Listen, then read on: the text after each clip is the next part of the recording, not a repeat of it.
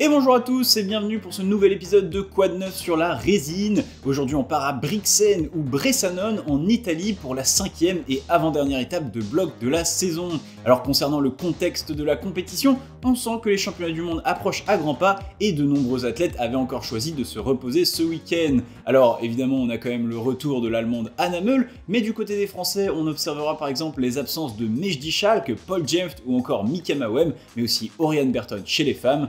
Dans le reste du monde, si Janiek Garnbret a fait son retour en compétition la semaine dernière, il aura été de courte durée, la Slovène faisant encore l'impasse sur cette étape, tout comme l'américaine Brooke Raboutou ou la japonaise Mio Nonaka. Malgré cela, la compétition était tout de même d'un intérêt certain pour les présentes, et chez les femmes, alors que Flavie Coho, seule française en demi-finale, n'aura pu rééditer sa performance de la semaine dernière, on retrouve un dernier round largement remanié, la seule rescapée de Prague étant la Serbe Stasa Gejo. Avec elle, l'américaine Natalia Grossman, de retour, aura dominé de la tête et des épaules les qualifications. Juste derrière, la coréenne Chae-Yoon Seo, plutôt spécialiste de diff, s'invite en finale pour la première fois de la saison, et l'israélienne Ayala Kerem, elle, y retourne après sa petite défaillance de la semaine passée. Enfin, ce sont deux têtes inhabituelles à ce niveau de la compétition qui clôtureront le tableau.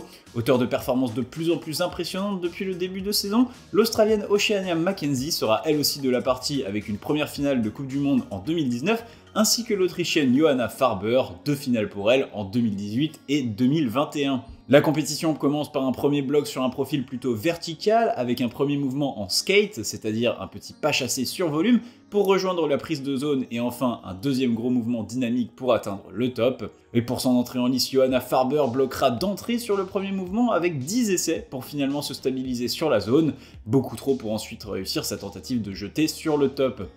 Pour Oceania Mackenzie, en revanche, le premier mouvement sera maîtrisé d'entrée avec une nouvelle technique et une main sur la boule du bas pour se stabiliser. Derrière, elle préfère tenter le top en deux mouvements et se stabilise finalement un essai plus tard. Elle sera imitée par l'israélienne Ayala Kerem pour qui le premier mouvement sera tout de même un peu plus compliqué à maîtriser. Idem pour Stasa Gejo qui, malgré une réception sur le premier mouvement qu'on ne qualifiera pas de maîtrisé, flashera le bloc pour prendre la tête du classement provisoire. Derrière, la coréenne Chae-Yoon Seo s'enfermera quelque peu dans une méthode de pied un peu confuse pour aller sauter très tôt sur la prise de zone. Malgré cela, elle réussira tout de même à tenir le ballon au bout de quelques essais, mais derrière, elle n'arrivera pas à contrôler le deuxième mouvement et on espère déjà que ces 12 essais ne lui coûteront pas trop cher physiquement. Enfin, l'américaine Natalia Grossman clôturera ce premier tour avec un top en 3 petits essais pour rejoindre le désormais quatuor de tête. Le deuxième bloc commence par un départ en contrepointe dans un profil déversant avant de se balancer sur la gauche et de ressortir sur une section à pince avant le top. Dans ce bloc, toujours pas de top pour Johanna Farber qui restera complètement impuissante face à ce départ en balancier. Un mouvement que réussira à maîtriser Oceania Mackenzie assez rapidement en voyant d'abord son pied sur la gauche. Derrière, l'Australienne tombera avant la zone puis réussira à la contrôler lors de son essai suivant, mais tombera encore une fois dans la dernière section, visiblement très physique. L'Israélienne Ayala Kerem ne pourra faire mieux et réussira elle aussi à accrocher la zone après plus de difficultés sur le départ et une méthode plus dynamique. Stasa Gejo, elle, se montrera extrêmement solide en atteignant la zone sur son premier essai. Derrière, on espère l'avoir topé le bloc pour faire une première grosse différence dans cette finale, mais la Serbe ne pourra faire mieux et nous resterons sur un statu quo au classement. On se demande alors si ce bloc ne va pas rester vierge, mais c'est sans compter sur Chae-Yoon Seo. Visiblement agacée de ne pas avoir topé le premier tracé, la coréenne s'élancera dans le bloc, sac à pof en bandoulière, et après s'être permis de repoffer sur la section aux allures si physiques, ira même de son flash pour rattraper son retard dans cette finale. Mais si la concurrence se met à faire le show, Natalia Grossman a bien décidé de répondre avec un départ en no-foot s'il vous plaît, suivi d'une parfaite maîtrise du tracé et un flash pour prendre seule la tête de la compétition avec 2 tops. Le troisième bloc sera une dalle avec un départ dynamique en compression suivi d'une petite coordination pour rejoindre la zone avant un dernier mouvement vers le top. Après quelques essais, l'Autrichienne Johanna Farber réussira à accrocher son premier top de la finale, gardant quelques espoirs de médaille en tête. Destin contraire pour Oceania Mackenzie qui, après plusieurs essais très proches de stabiliser la zone, restera à un top dans cette finale. L'Israélienne Ayala Kerem sera donc la première grimpeuse à rejoindre Natalia avec 2 tops en tête du classement, mais elle ne le restera pas longtemps puisque juste derrière elle, la Serbe Stasa Gejo ira de son flash, tout comme la Coréenne Chae-Yoon Seo qui lui repasseront devant avant le passage de l'Américaine. Natalia a alors l'occasion de prendre une grosse option sur la finale en réussissant ce bloc. L'Américaine rate ses 2 premiers essais mais on la sent très proche d'accrocher la zone. Pourtant, à la moitié du temps et après 2 nouveaux essais, l'américaine est toujours derrière et risque même de tomber à la 4e place si elle ne sécurise pas la zone. Les essais s'enchaînent sans plus de succès pour l'américaine jusqu'à 1 minute de la fin du temps où elle tient enfin cette zone et reste devant. Avec ce grand nombre d'essais, il lui faudra néanmoins assurer encore un top sur le dernier bloc pour entériner sa victoire. Un dernier bloc tout en physique avec un départ à l'envers en compression avant une suite sur de gros modules très plats. Une fin de parcours définitive pour l'Autrichienne Johanna Farber qui encore une fois restera impuissante face au départ. Derrière, Oceania Mackenzie montrera la voie de ce bloc avec un top en 2 essais, ce qui sera malheureusement insuffisant pour elle pour monter sur la boîte. Première grimpeuse à encore pouvoir espérer quelque chose, Ayala Kerem montrera toute sa puissance sur le départ avant d'enchaîner le bloc sur son premier essai, se plaçant tout en haut du classement provisoire. Mais derrière, 3 grimpeuses peuvent encore lui passer devant et elles ne se feront pas prier. Après quelques essais ratés, la Serbe Stacha Gejo s'assurera directement le podium et sa première médaille en Coupe du Monde depuis 2021. Elle sera imitée quelques secondes plus tard par Cha Eun-seo qui s'assurera une place encore plus haute après un nouveau flash impressionnant. Enfin, c'est à Natalia Grossman de faire de même pour s'octroyer sa 2e médaille d'or de la saison, une formalité pour l'américaine qui enchaînera le bloc sur son premier essai elle aussi. Au classement, l'américaine truste donc la première place, confirmant sa bonne forme retrouvée, et on attend très fort les championnats du monde et le duel palpitant qui s'annonce avec Yannick Garnbrett, Oriane Berton ou encore Brooke Raboutou. Derrière elle, Cha Eun-seo s'invite à la table des grandes en bloc alors que Stacha Gejo retourne enfin sur un podium international après 2 ans d'attente. Hors du podium, Ayala Kerem attend encore son tour pour célébrer sa première médaille.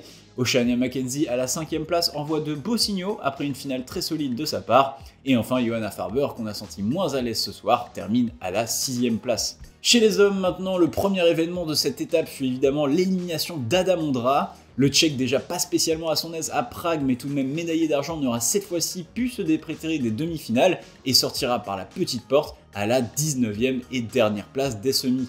Avant de parler des finalistes, on saluera aussi la performance de notre Français Léo Favot, qui en l'absence des cadors de l'équipe de France, profite de sa première participation pour s'immiscer à une belle 13e place. Ceci étant, dans cette dernière starting list, on retrouve une domination japonaise, quelque peu fragilisée depuis ce début d'année, avec la jeunesse Sorato Enraku, médaillée d'argent à Séoul, ou Yoshiyuki Ogata qui enchaîne sa 2e finale, mais aussi les frères Narazaki et surtout l'inévitable Tomoa, l'un des favoris de cette finale. Et si je dis l'un, c'est parce que Do Yoon Lee, le coréen, vainqueur de l'étape de Prague la semaine dernière, sera aussi de la partie, sans compter le surprenant Toby Robest, 18 ans et premier de cette demi-finale. Et on commence cette finale par un bloc tout en physique, avec un départ très déversant et un macro blanc à aller chercher tout en tenant le ballon pour valider la zone. Derrière, il faut se redresser sur une prise plate avant d'aller claquer le top de la main droite. Le premier grimpeur à sortir de derrière le rideau n'est autre que Yoshiyuki Ogata. Le japonais se lance et rate une première fois sa stabilisation sur la zone. Heureusement, il la réussira sur son essai d'après, mais ne pourra espérer mieux sur ce bloc, étant un peu trop juste pour le top. Une zone qui accrochera également Meiichi Narazaki avec encore plus de difficultés et surtout tout au bout du chrono, ce qui ne lui permettra pas d'espérer plus. Arrive alors Do Yoon Lee et le coréen qui semblait sur un nuage à Prague l'annonce d'entrée. Il faudra encore se lever tôt pour aller le chercher ce soir. Il maîtrise la zone sur son premier essai avec une facilité déconcertante et ne tremble pas pour rallier le top, un top qui lui permet déjà de prendre la tête provisoire de cette finale. C'est ensuite au tour de Tomoa Narazaki. Le japonais s'élance sur le bloc, mais lui non plus ne semble pas en mesure de réussir facilement ce tracé. Tomoa enchaîne les essais et semble tristement impuissant sur le bloc. Il rentrera finalement au vestiaire sans la zone et voit déjà ses concurrents lui passer devant. Enfin pas tous, puisque juste derrière, Sorato Enraku ne saura faire mieux que lui, hésitant aussi entre la méthode de stabilisation à 1 ou 2 mains sur la prise de zone. Arrive ensuite Toby Roberts, centre de nos interrogations pour cette finale. Comme tout le monde, le Britannique n'est pas à son aise sur le premier mouvement, mais après être passé très proche de se stabiliser sur son 3e essai, il réussit à stopper le ballon sur son 4e. Derrière, le reste du bloc n'est qu'une formalité pour lui et il ne se fera pas prier pour rejoindre Do Yoon Lee en tête, reléguant déjà les 4 japonais en queue de peloton. Le bloc numéro 2 commence avec un départ dans un dièdre avant de traverser sur la droite grâce à des volumes noirs à prendre en pince. Un véritable casse-tête pour les japonais Yoshiyuki Ogata et Meiichi Narazaki qui n'arriveront pas à ramener leur main gauche sur la petite réglette proche du volume de départ et qui devront encore se contenter de la zone.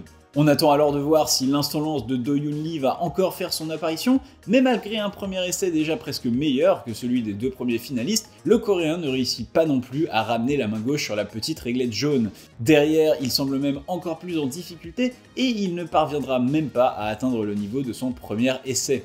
On se demande alors si ce mouvement et surtout si ce bloc sera enchaîné ce soir. Le premier à l'essayer de nouveau est le japonais Tomoa Narazaki. Malheureusement pour lui et malgré une tentative de grenouillage du plus bel effet, le japonais ne rentrera lui aussi qu'avec une zone en poche.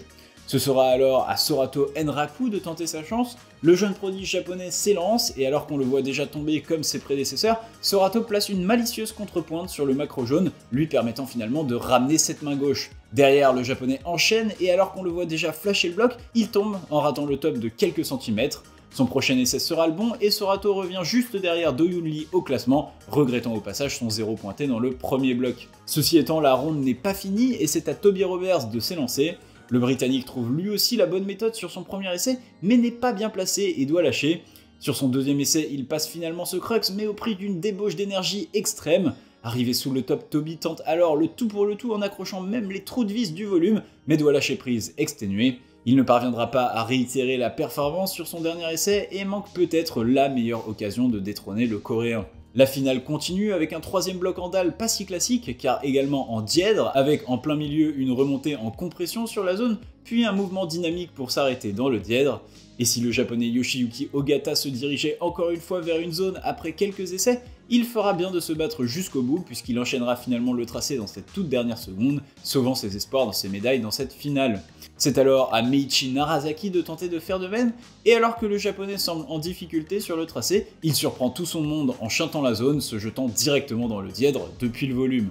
Alors que le suspense reste entier, le coréen Do Yoon Lee doit absolument topper ce bloc, qui semble maintenant être un prérequis pour remporter cette finale, un challenge surmonté sans difficulté par le coréen sur son deuxième essai. Derrière, imitant son frère sur la chinte, Tomoa Narazaki fera encore mieux avec un flash pour ne pas rentrer bredouille de cette finale. Il sera suivi par Sorato Enraku qui après une tentative de kung-fu dans le pauvre mur en contreplaqué, l'enchaînera sur son deuxième essai. Enfin, malgré quelques essais ratés, Toby Roberts ira également de son top pour conserver le même trio de tête à l'aube de ce dernier bloc. Un dernier bloc de retour sur un profil déversant avec une première coordination jusqu'à la zone, puis une série de macros très plats jusqu'au top. Et dès le premier passage, Yoshiyuki Ogata nous montrera la solution du bloc avec un flash. Le japonais réussit le bloc sans aucun problème pour venir tout en haut du classement provisoire.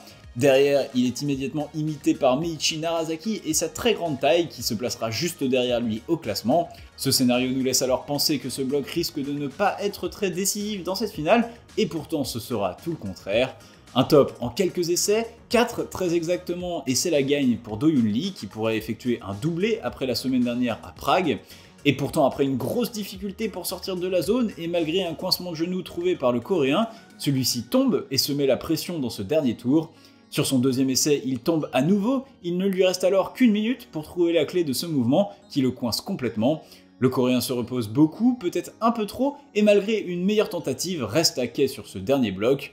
Il rentre avec une zone qui lui assure tout de même le podium, mais sera dépassé en cas de top de Sorato Enraku ou de Toby Roberts. On patiente alors le temps de quelques essais de Tomoa Narazaki, à côté de sa finale ce soir et qui rentrera au vestiaire une nouvelle fois frustré. Puis derrière, c'est Sorato Enraku qui se présente pour tenter de renverser la table. Le japonais bute de longues minutes sur le premier mouvement sans atteindre la zone. Le temps passe et Sorato reste impuissant. Le buzzer retentit alors, Do Yoon Lee peut pousser un ouf de soulagement. Et Sorato est même éjecté du podium avec 2 tops mais 0 zone au compteur. Enfin, il ne reste plus que Toby Roberts pour bousculer l'ordre établi. Le Britannique s'élance avec une potentielle première médaille d'or en tête et réussit le premier mouvement directement. Mais juste derrière, l'effort est trop grand et il ne peut s'étendre jusqu'à la prochaine prise. Il tombe, retente sa chance, rate le premier mouvement, y retourne, le réussit. Toby se bat alors de toutes ses forces restantes pour se sortir de cette position inconfortable. Le Britannique tente tout pendant presque 30 secondes et alors que rien ne semble marcher et qu'il est à bout de force, il réussit à placer une lolotte salvatrice qui lui permet d'aller chercher la prise suivante. Une petite contrepointe plus tard, Toby valide le top et entérine sa première victoire en Coupe du Monde après un run de folie. Au classement, après moult rebondissements, Toby Roberts chip donc la victoire à Do Yoon Lee, qui s'impose malgré tout comme un cadre du circuit après sa victoire de la semaine dernière à Prague et une nouvelle médaille d'argent ce soir. À la surprise générale et après une très belle remontada, c'est Yoshiyuki Ogata qui s'invite sur la 3e marche du podium au nombre d'essais, tandis que derrière Meiichi Narasaki termine 4ème, Sorato Enraku 5ème et Tomoa Narasaki, bien malheureux dans cette finale, 6ème. Alors encore une fois, merci à vous d'avoir suivi ce résumé, une finale féminine impressionnante avec une Natalia Grossman toujours plus de retour au plus haut niveau en attendant son duel contre Yania Garnbret ou encore Oriane Berton durant les championnats du monde de cet été. Une finale masculine avec un Toby Roberts en or à seulement 18 ans, c'était l'étape de Brixen et nous on vous donne rendez-vous la semaine prochaine à Innsbruck pour la dernière étape de blog de la saison et surtout le lancement de la saison de difficulté. Enfin, petite nouveauté des Quad 9 sur la résine, je vous laisse les horaires juste ici et je ne les afficherai plus sur les Caillou News pour un peu plus séparer la compétition du rocher. Sur ce, j'espère que ça vous plaira et nous on vous dit à la semaine prochaine. Tchuss!